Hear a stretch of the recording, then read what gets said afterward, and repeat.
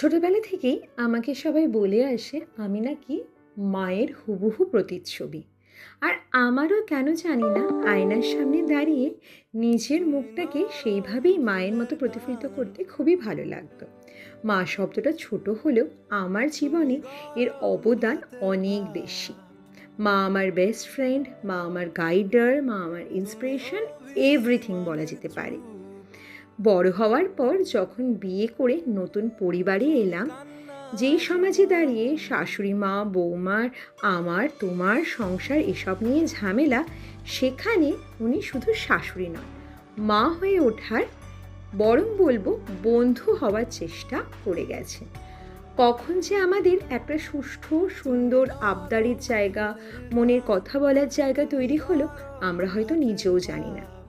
সম্পর্ক আমার মনে হয় ছোট্ট গাছ বা বাচ্চা থেকে বড় যে হয়ে ওঠে সেই প্রসেসটার মতো সম্পর্কও একটা ছোট্ট বীজ। সেখানে আপনি যত জল ঢালবেন, দুদিক থেকে প্রচেষ্টা যত থাকবে, তত সম্পর্ক যেন খুব সুন্দরভাবে ফুলে ফেঁপে ওঠে।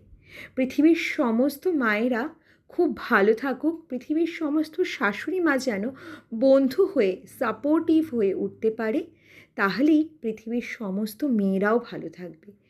আজও শোনা যায় 2026-এর যুগেও প্রচুর মেয়েরা বিয়ের পর মনঃকষ্টে, ডিপ্রেশনে ভোগে।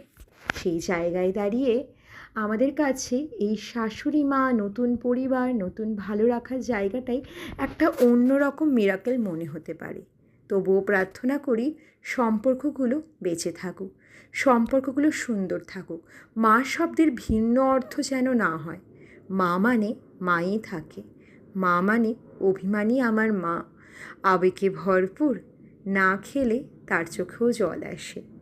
সে যেই মাই হোক না কেন, সবাই ভালো থাকুক এই প্রার্থনা করি। ব্লগটা কেমন লাগলো জানাবেন, আর কাইন্ডলি চ্যানেলটাকে সাবস্ক্রাইব করতে ভুলবেন না। Happy mother's